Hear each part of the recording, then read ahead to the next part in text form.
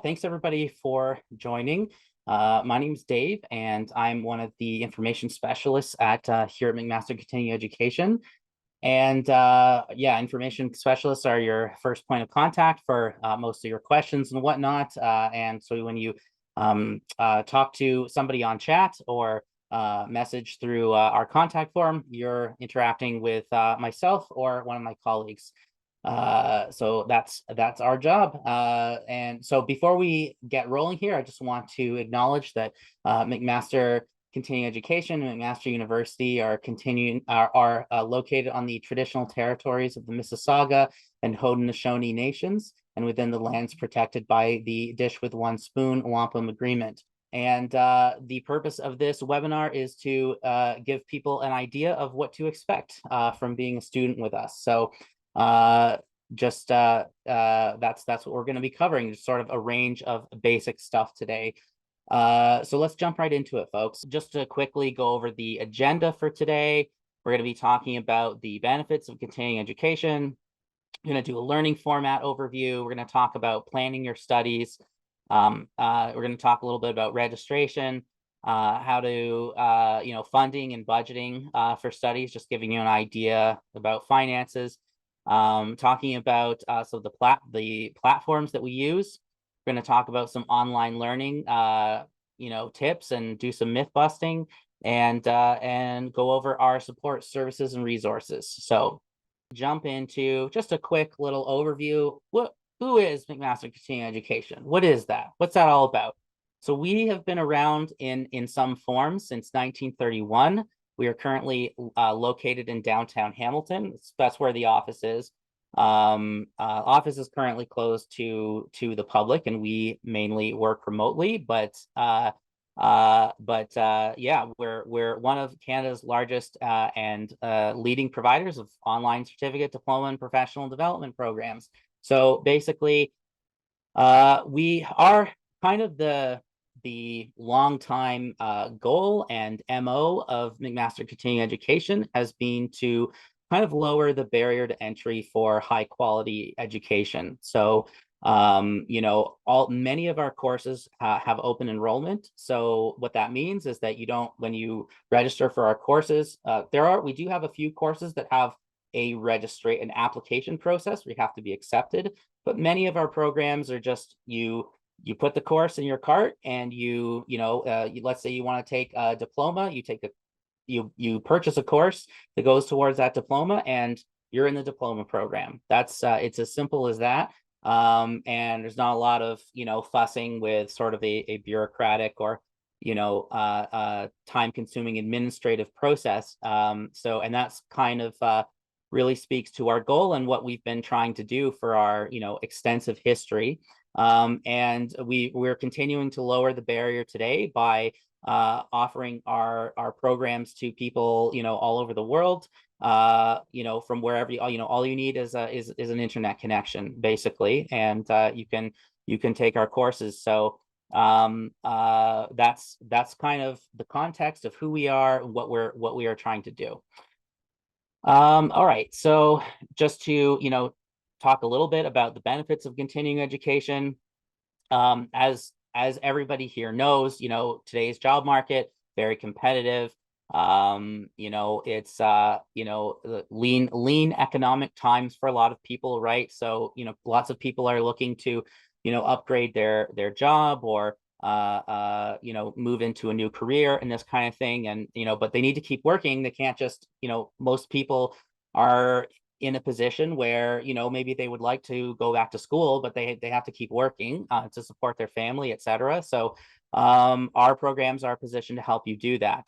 We very much cater to a part-time setup where you can just take one or two courses at a time, maybe, and many of our courses are offered in an asynchronous format. So that means that you don't have to be, and we're going to talk about that in a next slide, so I won't get into too much detail. But the ones that are in a format where you have to show up at a certain time are scheduled for weekends and evenings typically. So we do as much as we can to be flexible, right? Speaking to that next point, and help you keep your work-life balance, right? Courses are designed to fit your busy schedule. There's a little endorsement there from one of our students, Emmanuel. You can see saying, calling our courses, comprehensive, rich, current, very practical, designed to equip individuals with requisite skills for rapidly changing job demands.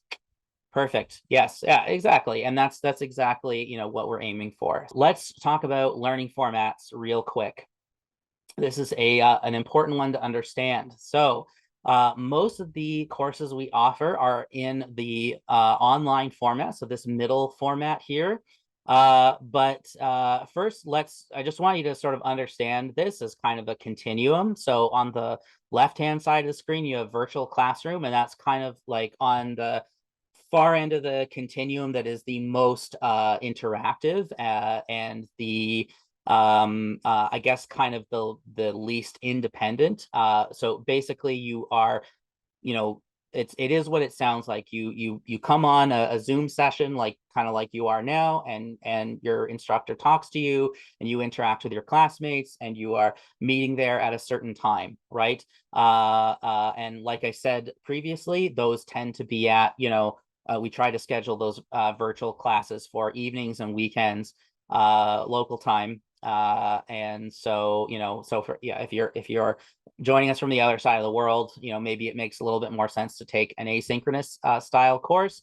But yeah, it just depends on what you can do, obviously. And then let's just hop over to the other side of the spectrum. Online self-study is the most independent. So that is like, with that one, you are you do have to complete courses by certain due dates, but the course moves at a pretty like the deadlines for stuff are at a pretty leisurely pace most of the time. So the entire course may have a maximum possible duration of like 6 months, and you could potentially do it in like 2 months, right? That's kind of the idea of online self-study. It allows you the flexibility to move through pretty quickly if you want to. If you don't want to move quickly, then you can take like a longer period of time than most courses would be. Just note that you shouldn't expect to be able to say the course is like 6 months long and you're thinking like, I'm going to wait 5 months and then do the whole course in the last 1 month. You can't do that just because there are, maximum deadlines for certain assignments as you go along. You can still you can at least do it very quickly or take a reasonable amount of time doing it if you want to. Okay, so that's kind of the idea with that. And then the online format, our most common format, is kind of the happy medium between those two. It is asynchronous, so you don't have to meet up at certain times, but you're just going along and doing things at sort of an average pace. Most of our courses are between like 10 and 11 and a half weeks or so in length. And you're doing stuff like participating in discussion boards, doing readings, doing quizzes, doing, individual assignments. You have, regular interaction with your instructor and your peers, but you just kind of do so on your own time. Yeah, like I said, this is the format that most of our courses are offered in. And by the way, any course that you look at on our site is going to have a label on it that says one of these things: a virtual classroom, online self-study. So now you know what those labels refer to. Okay. So yeah, that's an important one to know. So let's look at planning your studies. So yeah, basically, so what you should know for this is most of our courses take between 6 to 8 hours per week. So just keep that in mind when you're sort of planning out, okay, how many courses am I going to take at one time, right? And we have our little suggestion breakdown here on the right side, right? But you know what you know how much time you have. So, you can do what works for you. If you're working full time and you can handle more than 1 to 2, all power to you. Amazing. You're welcome to take as many or few courses at a time as you want. The only thing that, might get in the way, depending on what the program is that you're doing, some programs do have a certain order that courses need to be done in. So So, for some programs, you may look and find like, oh, I need to take like this course before I can take any other course. So that would just mean that you have to take one course in that term, right? And even if you have time to do more, and that's just how it goes. If you're taking a program that is like that, but and they are like that for good reason sometimes. But otherwise, if there aren't such requirements, then yeah, it's up to you kind of how long you want to take. Mainly just comes down to your capacity and what you're able to do. For most programs, there is no time limit either. So, on the other end of the scale there, like if you're taking like a human resources management diploma, for example, and that's like 9 courses, and if you just want to take one course per year, you can take 9 years to do it. That's fine, no problem. So yeah, that's planning your studies. And then how to register. So it's very straightforward registration. So all you have to do, you can see the screenshot of our website there. If you are looking at our website, and you can see in that top left-hand corner, there's that drop-down menu, Find Programs and Courses. You can click on that and click on one of the subject areas. And then from the subject areas, you can explore the programs. And I will confirm for you that you don't have to. You explore our courses based on what program they are in, but you are not necessarily committing to a program when you take a course. So let's say, you just find one course under, I don't know, under marketing that you would like to take, but you're not thinking you want to take a whole diploma, but you are interested in this one particular thing. You're perfectly welcome to just sign up and take that one course.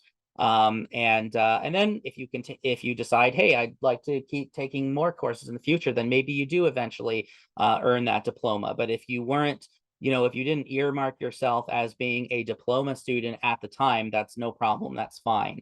We're pretty open-ended that way. So and likewise, if you came in and you're like, I want to do this diploma, you're not, you're under no obligation to continue if you decide that, oh, I'm actually happy with just these 2 courses or whatever, right?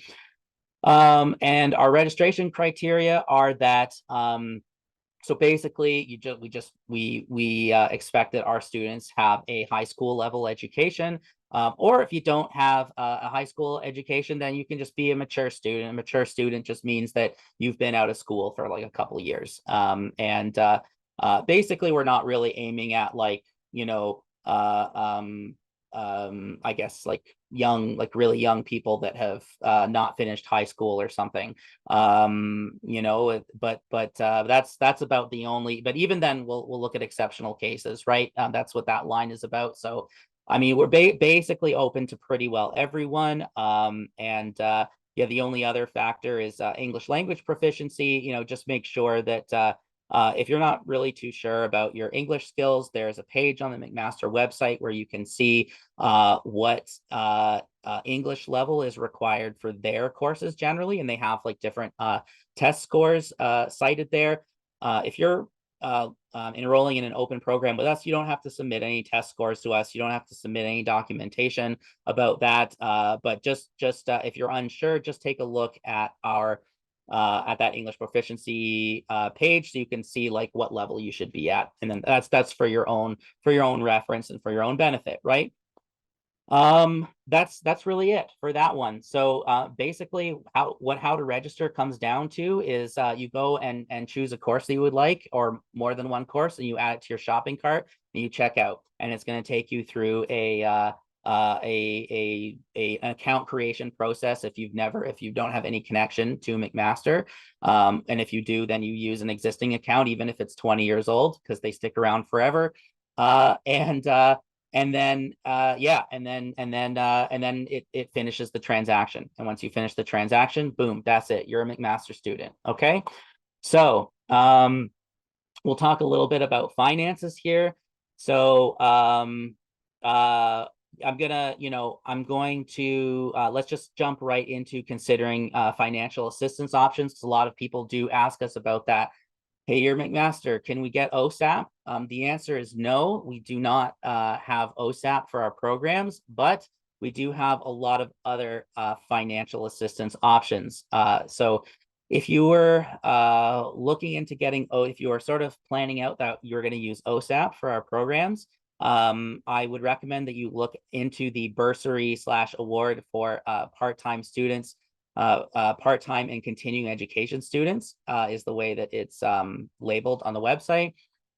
And because this has similar eligibility criteria to OSAP. So if you know that you are going to qualify for OSAP or you're going to qualify for so much, then that bursary might be a similar situation. So I'd recommend looking into that one. But there's lots of other options as well.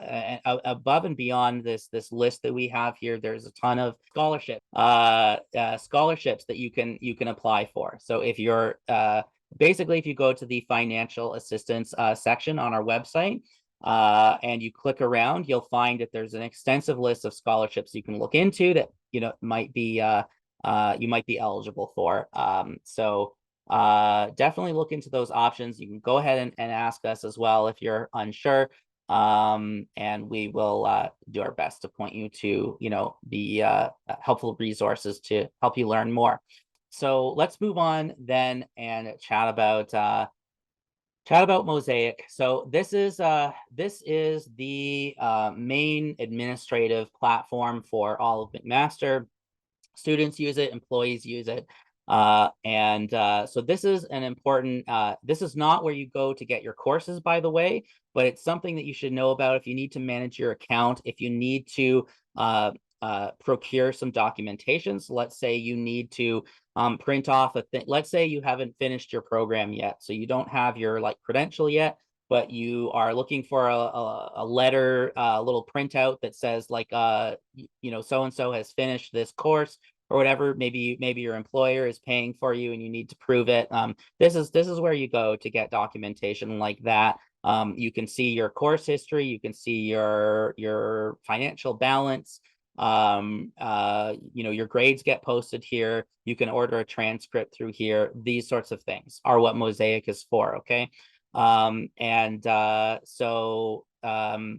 you'll get an email with a link to this, but the link is right there as well, and it's pretty easy to Google it as well. So that is an important thing to know about for those purposes. Okay. Avenue to Learn. This is the website that you're going to be using. Most of you, not if you're those of you, I know there's a portion of you that are looking at professional development courses that are looking to just do like a 1 or 2 day course or something. So those don't typically use Avenue to Learn, but if you're taking like a more longer, sort of more heavy duty, like 12-week course kind of thing, this is the website that you're going to use to log in and find your get all your course content.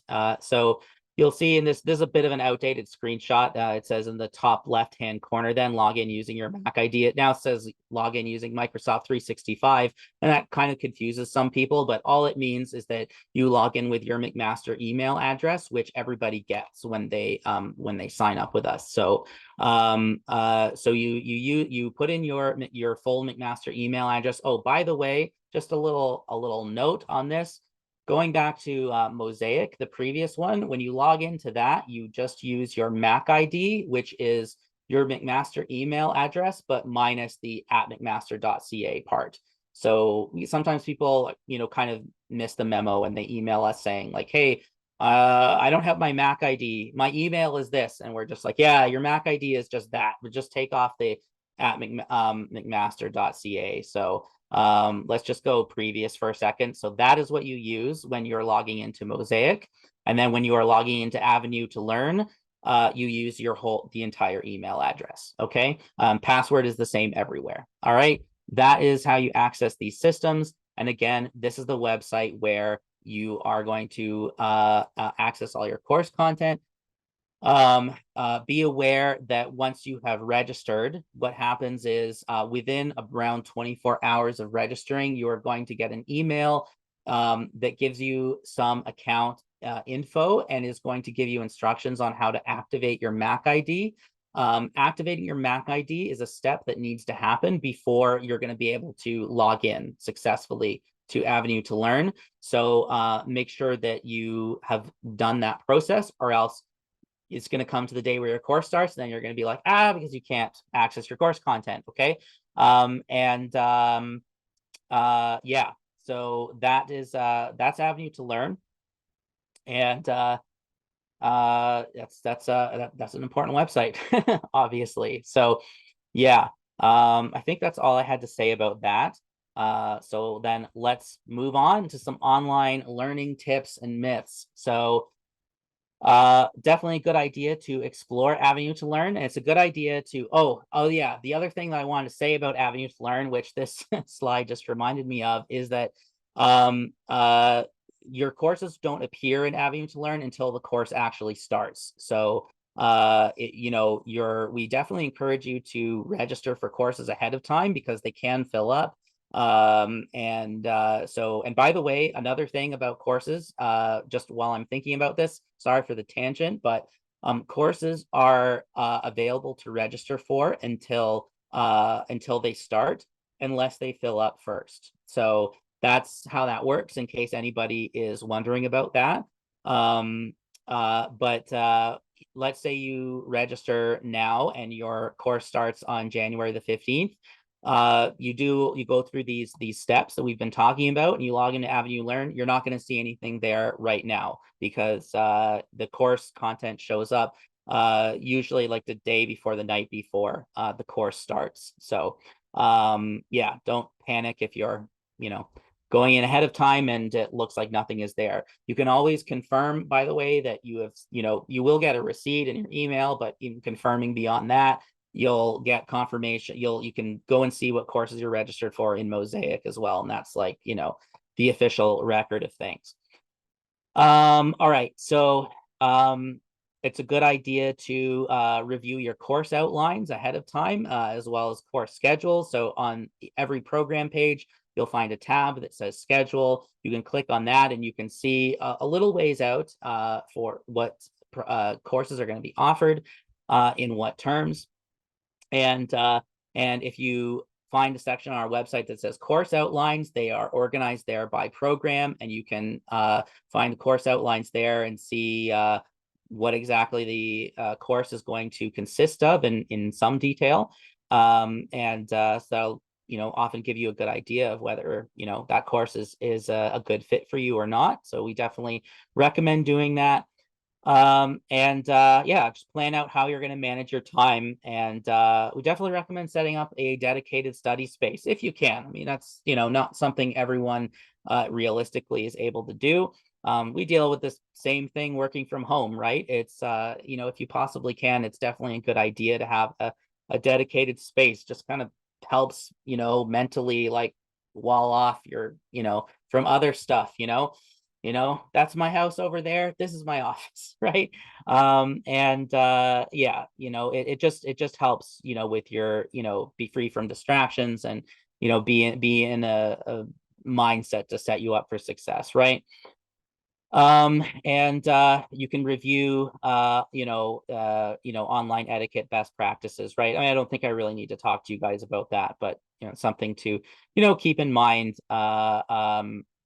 just about making sure that if you're in a virtual classroom, that you're muting yourself in your Zoom calls and things like that, so that your dog barking isn't like something that everybody in the class has to be subjected to, and stuff like that. But I think at this point, especially sort of this far post 2020, like COVID pandemic era, I think people are pretty well versed in this stuff, right? But yeah, always good things to keep in mind. So let's talk about and refute some myths about online learning. So people are worried that they're not going to have any support for online learning. Well, that's not true. Look, and I'm not saying that, like, some people will say, look, in order for me to learn, I need to be in person learning, and that's fine. Like, we're not trying to say that we're going to be the perfect fit for everybody, but but people assume that they're not going to have any support, and that's not true. The instructors are their main job, aside from grading papers and stuff, grading assignments is to be like on hand for you to access. And so that interaction, yeah, may be virtual, it may be digital, but they are there to help you out. And you'll also have the support of your peers as well. And you can, classmates talk to each other all the time about, how do I do this or that assignment, or what did you do for this, or, that sort of stuff, right? And there's also an assumption that, well, the quality of online courses is not the same as in-person courses, like just sort of generally speaking. Well, in our case, that's not true either. We are not an organization that just started, we're not a Johnny come lately to doing online content. Well before, we did move more online during the pandemic, but previous to the pandemic, we were doing online stuff then. So we're kind of veterans at it at this point. We've been doing it for many years now, and we have a tried and true method of presenting our material online. And these are high quality courses that are highly considered and built from the ground up in many cases to be online. And ones that transferred over, well, they've been transferred over for a while now, so they've been continually improving and refining their setup as they go along as well. So yeah. And then the last point is just that concern about, oh, I'm not going to have a chance to network with my peers. And again, we're not trying to say that it's exactly the same thing as like sitting in a classroom shoulder to shoulder with people, right? But you certainly do have a chance to network with your peers, and it's kind of one of those things that it's what you make of it, right? You can sail through your program, certainly keeping a pretty low profile and only interacting when you're required to for an assignment or whatever. But there's nothing to say that you can't branch out from that and interact more with your classmates. Invite them to talk to you on platforms outside of the school platform if you want to, like this sort of thing. It's a chance for socializing, for networking. I mean, the chances are, I mean, you are, no matter what, you are going to be sharing a space where it's expected that people will interact with each other in a space that where everybody has this certain interest in common, right, of this particular course. So it's a great opportunity to make what you will of that, right? So, and I think that's probably fairly understood, but it's nice to get a reminder of that, right? All right, so we're going to talk a little bit now just about support services. So we have some information. So if you're a newcomer, a lot of people, I'm going to mention this. I don't really think this is yeah, sorry. I just wanted to check the next slide to see if there was something there about it, but it's not really mentioned on this slide. But a lot of people write in and ask us about, can I do my can I get like a student visa by studying your courses? Well, certainly in the larger McMaster family, yeah, but within continuing education, since all of our courses are online, you don't actually need to travel here for courses. Just a heads up. I know everybody said, well, in the beginning, I mean, we've had a lot more people join, but in the beginning, everybody said they were from Ontario, but regardless, I'll just put it out there that we don't generally, like, our understanding is that a student visa needs to have a certain percentage of the program that is attended in person. Our programs are 0% in person, so it doesn't our programs don't qualify for student visas to the best of our knowledge. But you are certainly, it's a great opportunity. We do provide the opportunity for students to just stay where they are and take programs remotely with us. Or I mean, they can be traveling around the world, they can be doing whatever they want, but yeah, it's not something where you have to come to us for it, right? But and then if you're a new arrival here in here in Hamilton or Ontario, we recommend using Employment Ontario service centers. Typically, those are you need to have a permanent residency for that. And if you don't have permanent residency yet, then you can go to a organization like the Immigrants Working Center, which are set up to help newcomers that don't have that status as of yet. We have a wage subs, like going back, sort of rewinding to talk about those subsidized options for funding your studies. You can look into BioTalent Skilled Newcomer Wage Subsidy, which is for jobs that relate to the bioeconomy sector. I mean, if you don't have to be like a biologist.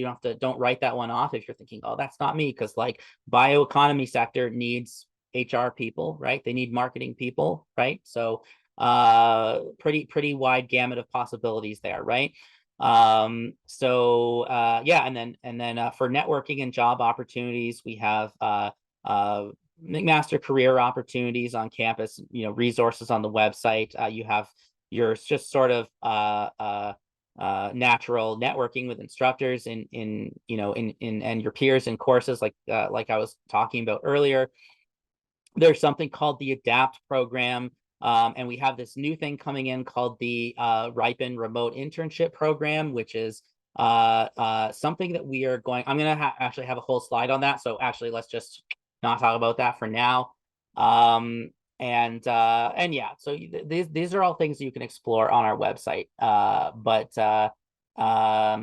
Yeah, so I won't ramble on about it for too much longer. Let's jump into mental health resources.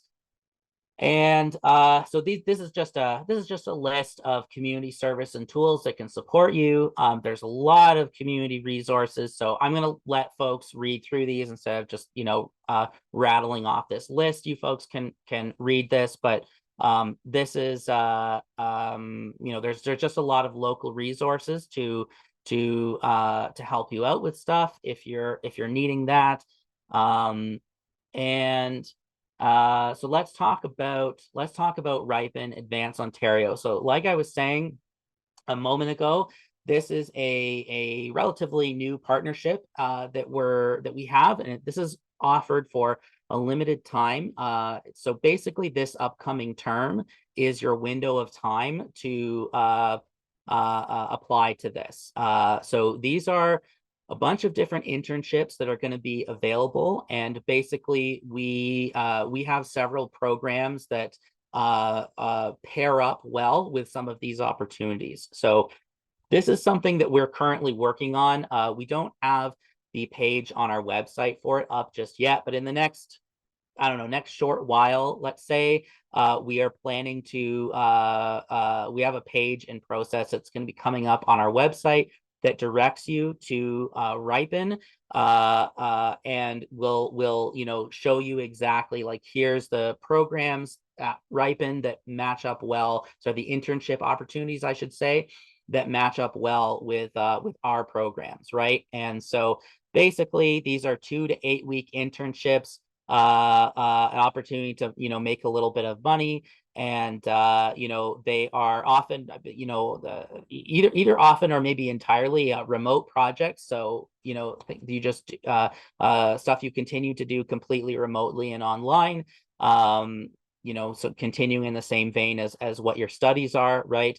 But it's an opportunity to earn work experience, network, right? And of course, beef up your resume with that actual key thing that we all know employers are always looking for beyond education, which is experience, of course, right?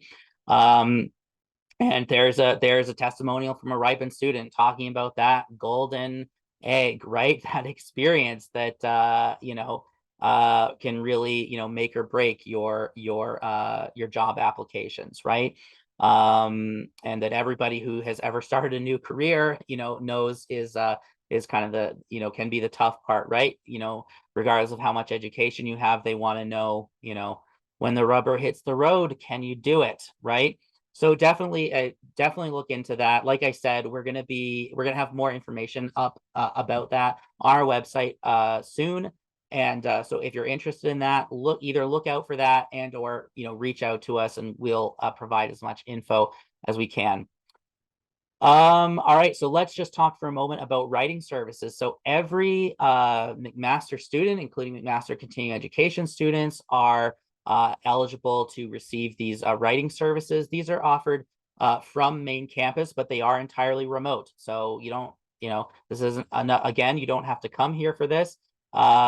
This is just something that you can access remotely, and basically, this is to help you with, yes, schoolwork writing, but it's also to help. It doesn't have to be schoolwork. It can be, I need to write a tricky letter to my email to my instructor, or I need, I want to review my, I want somebody to review my resume for me, or my cover letter for something. They are, if you're a McMaster student, they will help you with really whatever writing thing you have. So this could be a great resource, just something to know is available. Yes, there's lots of tools to help you with writing nowadays online and such, but it's nice to have that personal touch from a human being who has expertise. So that is something that we offer and that you will have access to as a student as well. All right. Here's just some more resources to help you out. You're basically, if you are having some kind of problem with, let's say you don't know how to do an assignment, or you're having trouble submitting an assignment, or something like that. You have to submit an assignment late, like that kind of thing. Your course instructor should be your first line of defense, your first point of contact, I should say, for getting help with that. And then if you're having like a tech issue, yeah, I mean, UTS can certainly help you. You can also reach out directly to us if it's very much like a continuing education related thing, and we may be able to help. And if it's beyond us, we will refer you to UTS anyway. And for Avenue to Learn specific problems, if something is like going wrong in Avenue to Learn, and it seems like it's like a website glitch or something like that, you can try reaching out to they have their own individual support desk. Yeah, and of course the information specialist team, which is me, which is us, right? Yeah, take a look. Make sure you take a look at our help center. There's lots of resources there, particularly the FAQs. That section has a ton of common questions that will, especially it'll tell you exactly like how to find things in Mosaic and stuff. Those are some of the most, some of the most sought after ones. And there's a really handy page as well called Your Student Journey. If you go to that link, you will see that it's basically lays out like, here is everything in order from the time of your registering up until getting started with your courses, of like, or actually maybe even it goes till graduation. That just kind of like, here's everything, here's the whole roadmap. Please reach out anytime. Go on our website and find the big section at the top that says contact. Click on that, fill out our contact form. We have a live chat that is often up during kind of the mid hours of the day during the week. So if we are live on chat, you can catch us there. If not, yeah, that contact form, we respond to that within 2 business days. So yeah, just let us know, folks. Okay. Thanks very much for joining us. Again, have a wonderful day and take care.